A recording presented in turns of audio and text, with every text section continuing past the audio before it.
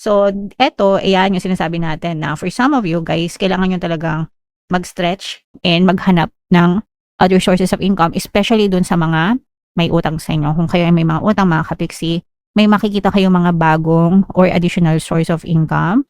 Ibig sabihin, mga bagong pagkakakitaan. Ito mga bagong pagkakakitaan na to guys, makakatulong ito para makaipon kayo, no? Makaipon at makabayad ng utang. Kailangan nyo lang talaga mag-effort sa paghahanap. At saka huwag kayong magpa-scam guys, no? Maraming scammer.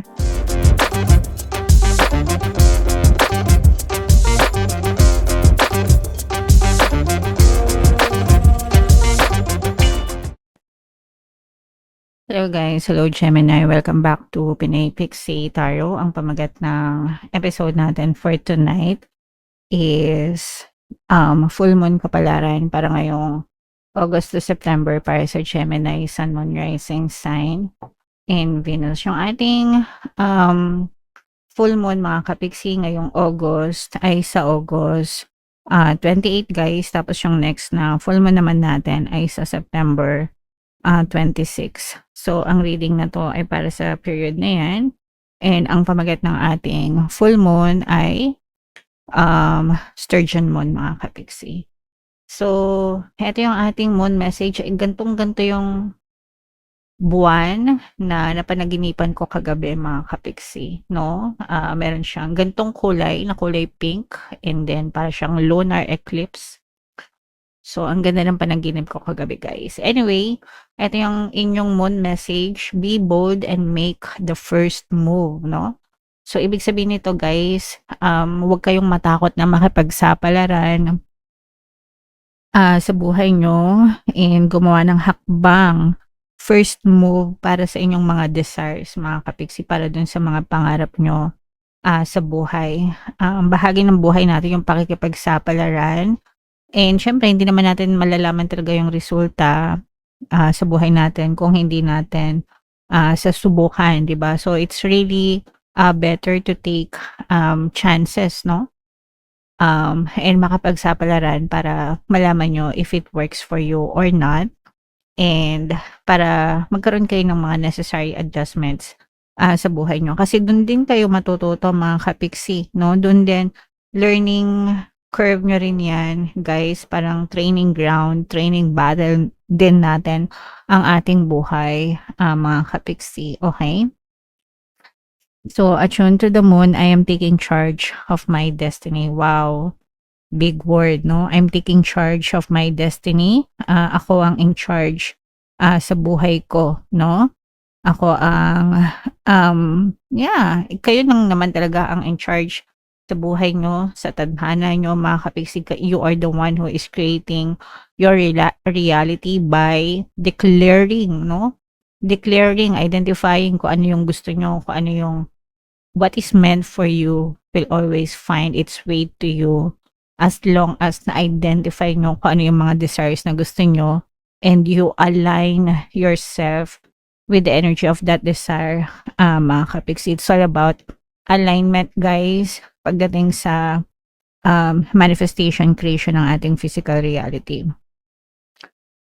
Be bold and follow your heart and your emotion. So, syempre, kung anong nasa puso natin, sundin natin, guys, as long as hindi kayo nanlalamang ng kapwa, wala kayong inaapakan na ibang tao sa buhay nyo, mga kapiksi. Okay? Avoid recklessness or moving too fast. Huwag tayo masyadong magmadali, guys, no? Sa ating journey, sa ating lakbayin sa buhay, guys, no? Yeah, huwag tayo masyadong magmadali, mga kapiksi. Kailangan ini-enjoy din natin yung ating paglalakbay, guys. Come into your power. The time for action is now. Walang ibang perfect timing sa mga action natin sa buhay kundi ngayon, mga kapiksi. Okay?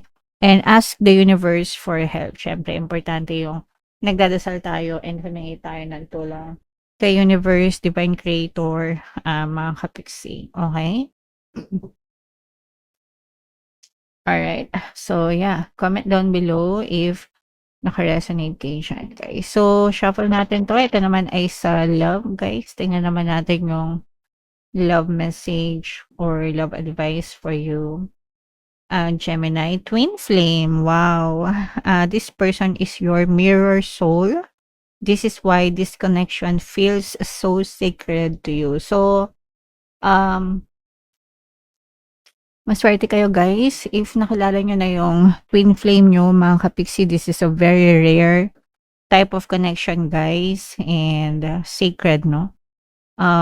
We can have multiple, sabi ko, palagi ko nga sinasabi sa inyo guys, twin flame is different from soulmate. Soulmate is you are two souls uniting.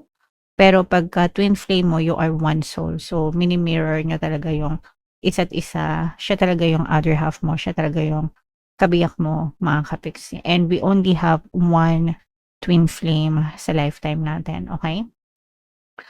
And that is a sacred connection of soul, guys. So, yeah, for some of you, kung single kayo, pwedeng makilala nyo yung twin flame nyo, or if in a relationship na kayo, pwedeng yung person mo yung twin flame mo, pero depende pa rin sa inyo, guys, no? So, mararamdaman nyo yun, guys. Your soul will recognize your twin flame even before your physical body does, no? Iba yung connection pag twin flame talaga, mga kapiksi. Okay? Alright, so comment down below, Gemini, if feeling nyo nakaresonate kayo dyan. So, shuffle natin to. Hanapin ko yung energy ng Gemini at saka yung energy ng Moon, guys.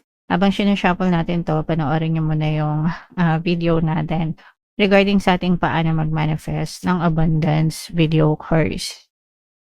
Kapiksi, sawa ka na ba sa mga struggles at hirap sa buhay mo? Masipag ka ba at masikap sa buhay ngunit hindi ka pa rin umaasenso? Ilang beses ka na bang nag-attempt mag-negosyo at mag-invest pero palagi ka pa rin nalulugi? Sa pagkakataon na ito ay maaaring may subconscious beliefs ka na nagiging balakid sa iyong pag-unlad at pagyaman. Introducing, paano mag-manifest ng abundance video course. Dito ay matututunan mong ma-overcome ang mga balakid mo para tuluyan ka ng umunlad, umasenso, sumagana, maging matagumpay, successful at maswerte sa iyong kabuhayan, pera, trabaho, negosyo, salapi at kaperahan ng bonggang-bongga.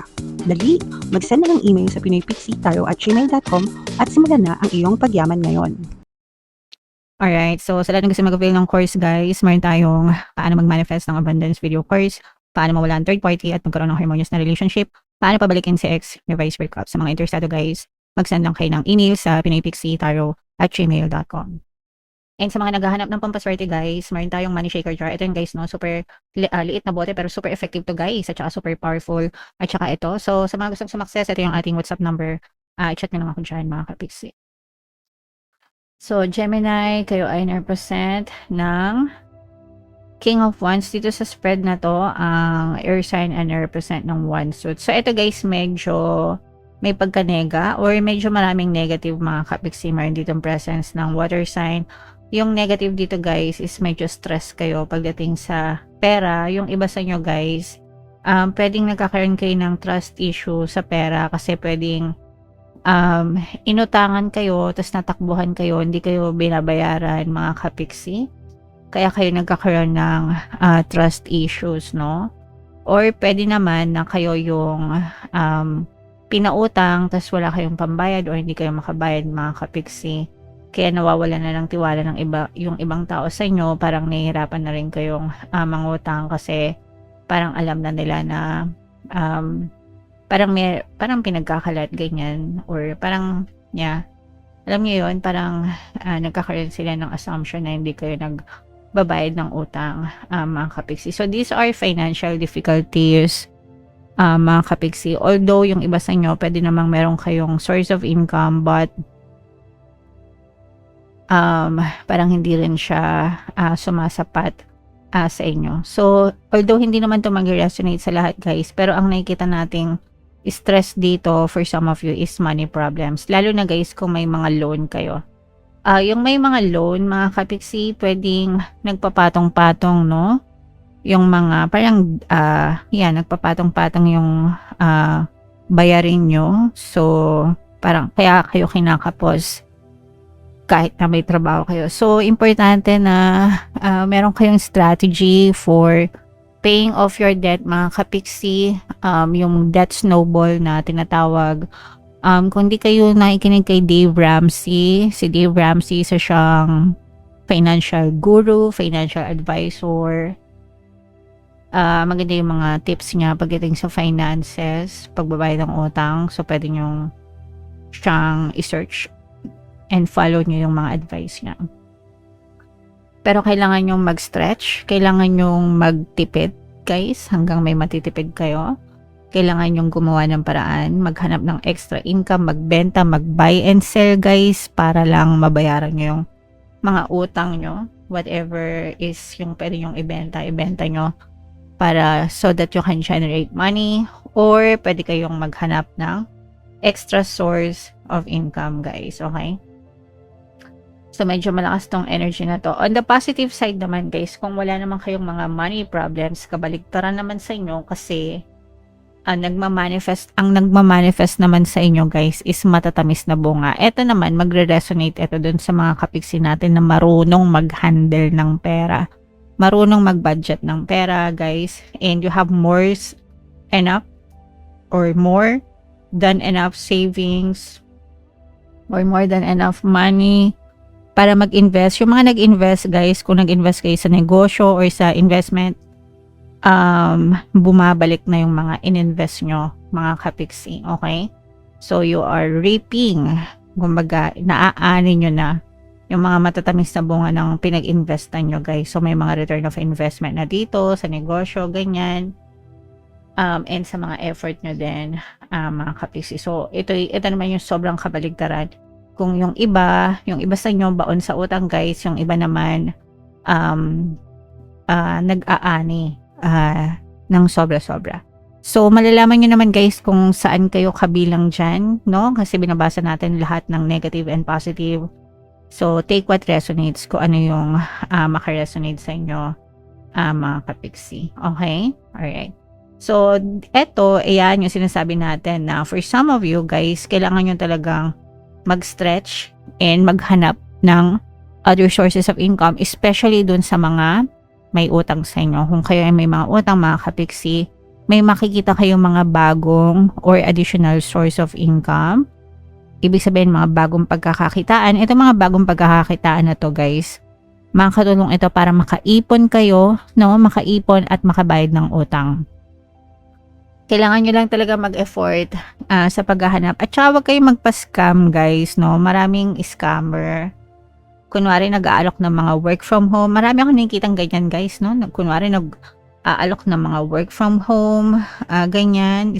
Lalo na nabibiktima dito yung mga nanay na hindi makapagtrabaho sa labas kasi may mga bata, ganyan. Tapos magbabayad ka, magre-register ka, magbabayad ka para sa trabaho. Walang trabaho na binabayaran, guys. Kaya nga kayo naghahanap ng trabaho kasi wala kayong pera. So, why do you have to pay? Diba? So, mag-ingat kayo sa mga ganong klaseng modus, guys, no? Pinagkakakitaan lang nila kayo. And, yung iba sa inyo, guys, yeah, so dito nakikita natin na, sabi ko nga, no, for some of you, maaaring makilala mo yung twin flame mo, you are attracting this, no? Pagdating sa love, guys, very attractive kayo sa opposite sex nyo or same sex, whatever, dahil may mga LGBTQ tayo. But, you are so attractive na na-attract nyo yung specific person sa love life nyo, especially your twin flame, guys. Okay? Alright, so, although may nega, may positive naman, guys, lalo na itong mga bagong pagkakakitaan yan, i-mind nyo yan sa comment section, at saka itong twin flame energy. And for some of you, again, no, sabi ko nga, kung wala kayong problema sa pera, mamamanifest nyo yung mga matatamis na bunga, mga return of investment for some of you, guys. Okay? Alright, so yeah, comment down below, Gemini, if feeling nyo nakaresonate kayo dyan, guys. And lahat ng mga magaganda, i-mind nyo na sa comment section. For more tarot readings, mga kapiksi, ito yung playlist nyo. Ito naman yung ating success stories ng paano mag-manifest ng abundance video course. Panoorin nyo itong video natin, guys, about money shaker jars. Thank you for liking, sharing, and subscribing. See you next time. I love you all, guys. Have a nice day. Bye-bye.